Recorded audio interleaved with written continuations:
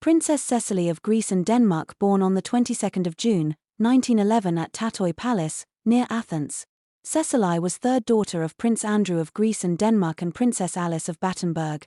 By birth Cecelie was a Greek and Danish princess, also the third eldest sister to Prince Philip of Greece and Denmark, Prince Consort of United Kingdom and Duke of Edinburgh. Through her marriage to Prince George Donatus, pretender to the throne of the Grand Duchy of Hesse, Cecelie became hereditary Grand Duchess of Hesse, and by Rhine, Cecelie spent a happy childhood within a united household that was already made up of two daughters, Margarita born in 1905 and Theodora 1906, and was further expanded with the arrival of Sophie 1914. The favorite child of her father, she grew up in Athens, Tatoi, and Corfu, where her father inherited Mon Repos after King George I's assassination in 1913. Coming from a cosmopolitan dynasty, Cecelie and her sisters communicated in English with their mother, but they also used French, German, and Greek with their relatives and their governesses. The girls also traveled abroad with their family at a very young age. In 1911 and 1913, Cecelie thus went to the United Kingdom and Germany, where she was introduced to her mother's relatives. Cecelie's early years were marked by the instability that the Kingdom of Greece experienced at the start of the 20th century. Between 1912 and 1913, Greece engaged in the Balkan Wars, during which Prince Andrew served under Crown Prince Constantine while Princess Alice worked as a nurse for wounded soldiers. They were, however, especially affected by the First World War, which created division between different branches of their family as Greece set aside its neutrality due to the Triple Entente. Cecelie and her sisters were in the royal palace of Athens when it was bombarded by the French Navy during the battle in the capital on the 1st of December, 1916. In June 1917, King Konstantinovna I was finally deposed and driven out of Greece by the Allies, who replaced him on the throne by his second son, the young Alexander.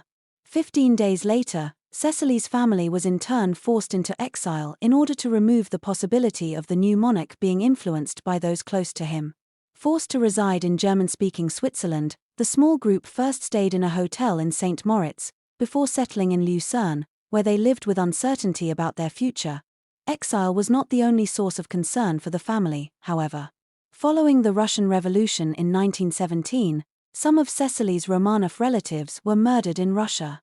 Shortly after these events, the Grand Ducal family of Hesse, to which Cecelie was closely related through her mother, was overthrown along with all the other German dynasties during the winter of 1918 to 1919. Finally, the family went through some health problems, with Cecelie contracting the flu and scarlet fever in 1920.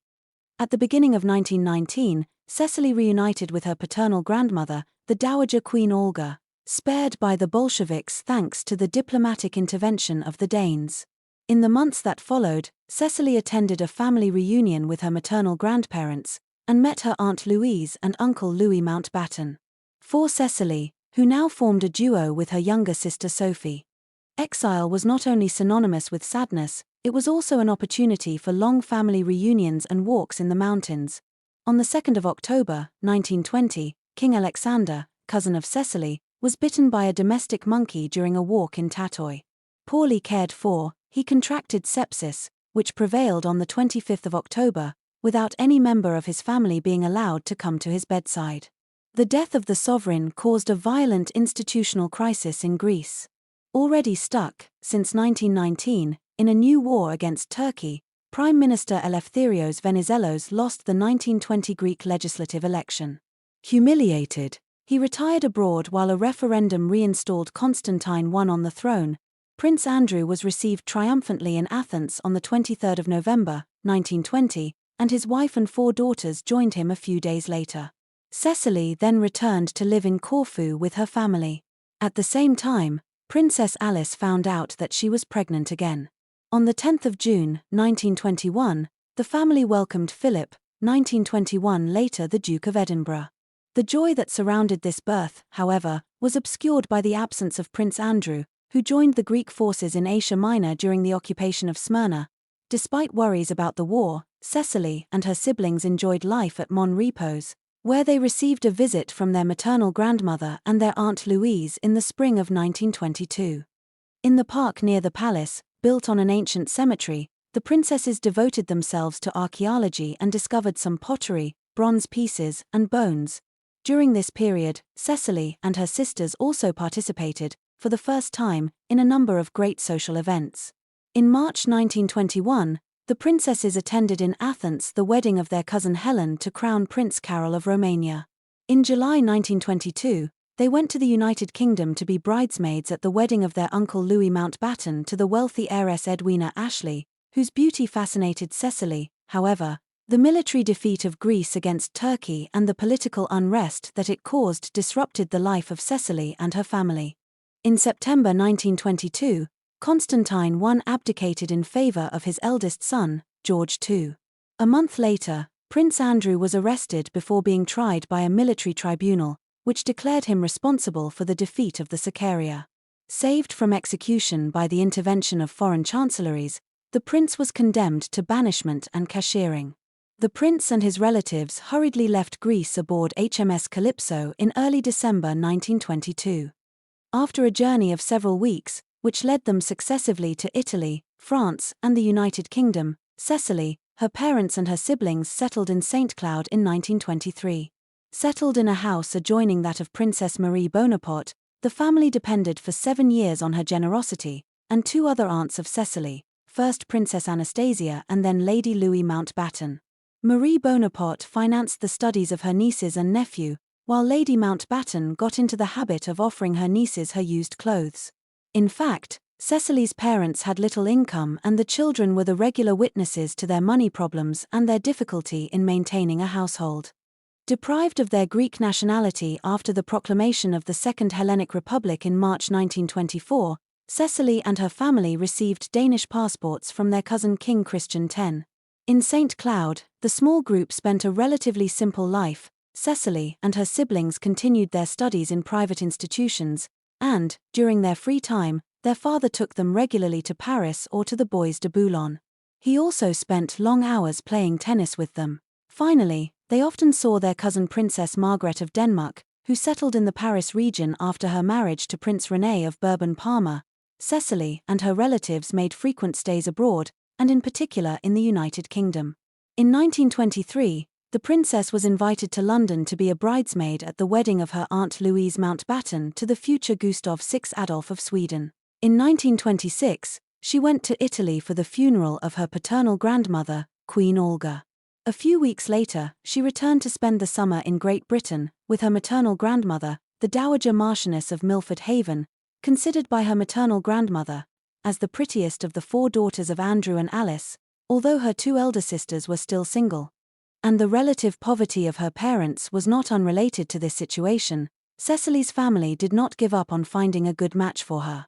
Now Princess of Sweden, her Aunt Louise was planning to betroth her to Crown Prince Frederick of Denmark, but the plan did not succeed. It was finally from Germany that a suitor for the young girl arrived. Since her childhood, Cecelie had in fact been in contact with her cousins, Princes George Donatus and Louis of Hesse, whom she first met in 1919, while she was living in exile in Switzerland.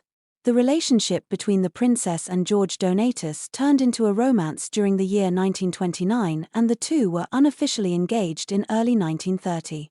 At that time, Cecelie was just 18 years old and George Donatus, the pretender to the throne of Hesse, was 23.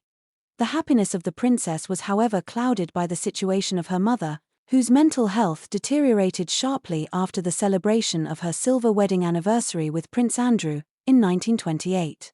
Struck by a mental health crisis, the princess convinced herself that she possessed healing powers and that she was receiving divine messages about potential husbands for her daughters. She then took herself for a saint and soon declared herself the bride of Jesus. Distraught by the situation, Prince Andrew finally made the decision to place his wife in a sanatorium. He took advantage of his family's stay in Darmstadt, on the occasion of the celebration for Cecilie's official engagement in April 1930, to send Alice to a psychiatric hospital located in Kreuzlingen, Switzerland. With her sister Sophie having become engaged almost at the same time as her to another member of the House of Hesse, Prince Christoph of Hesse.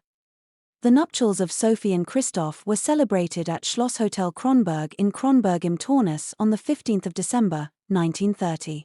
The wedding of Cecelie and George Donatus took place at the New Palais in Darmstadt on the 2nd of February, 1931.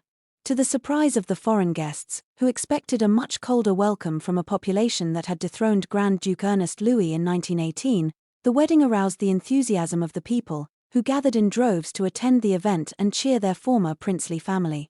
The couple were married in a double religious ceremony, both Orthodox and Lutheran. The ceremony brought together some 50 guests from all over Europe, but took place in the absence of the bride's mother, Princess Alice, who was still hospitalized in Switzerland. After their marriage, Cecelie and George Donatus moved to Schloss Wolfsgarten, the main residence of Grand Duke Ernest Louis and his wife Grand Duchess Eleanor, since their deposition. In Hesse, the young couple led a relatively simple life, punctuated by frequent stays abroad.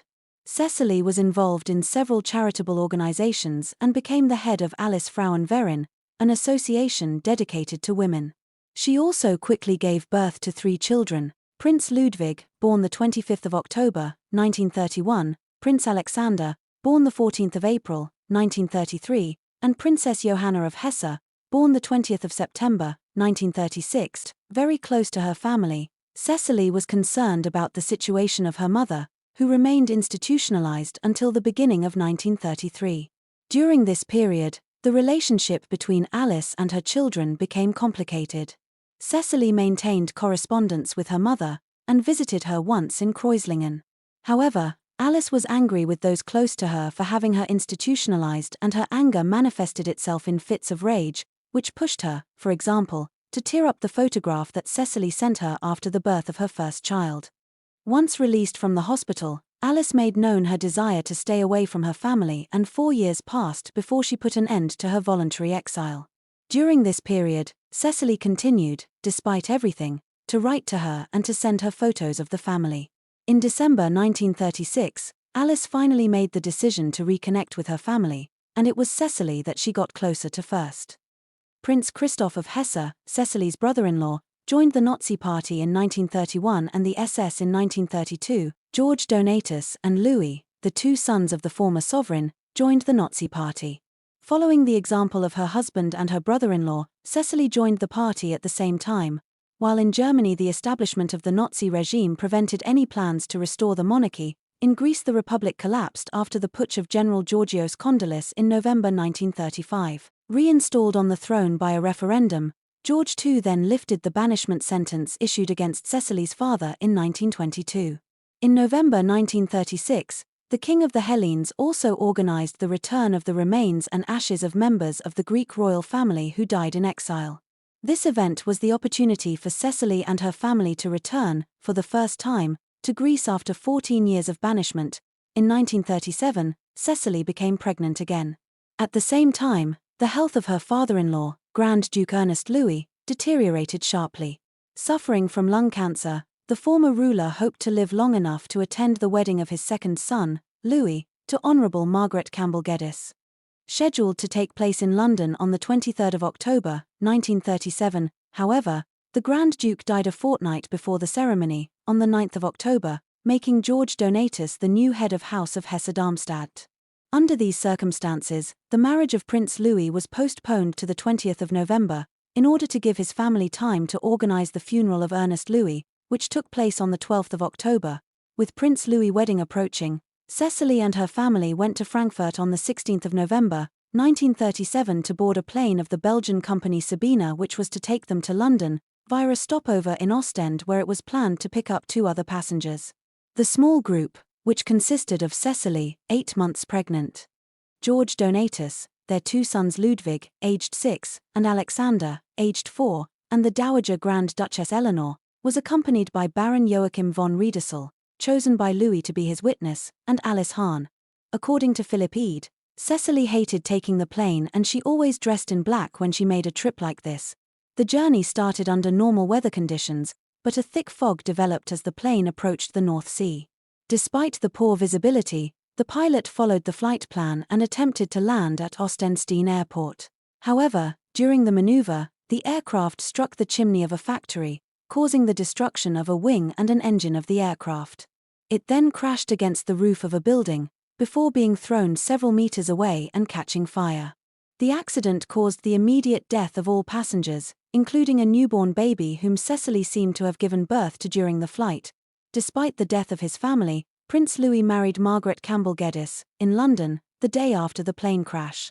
After the wedding, which took place in a climate of extreme gloom, the couple went to Belgium to collect the remains of Cecelie and her family, kept until then at the Civil Hospital in Ostend. Once back in Darmstadt, Louis and his wife adopted their niece Johanna, the only child of Cecelie and George Donatus not to have taken part in the plane trip due to her very young age. Johanna, however, died of meningitis 2 years later, on the 14th of June, 1939. The funeral of Cecelie and her relatives took place in Darmstadt on the 23rd of November, 1937. The event gave rise to a mass gathering but also served as a pretext for a large deployment of soldiers in Nazi uniform. It was also an opportunity for Cecilie's parents to meet for the first time since 1931. Reconciled by tragedy, Andrew and Alice nevertheless continued separate lives after the funeral. The trauma of her daughter's death healed Alice, whose mental state returned to a completely normal level once the funeral was over. After the ceremony, the remains of Cecelie and her family were buried in a family vault at the Grand Ducal Mausoleum of Rosenhoe, not far from the graves of her godfather and father-in-law Grand Duke Ernest Louis and his daughter Elizabeth.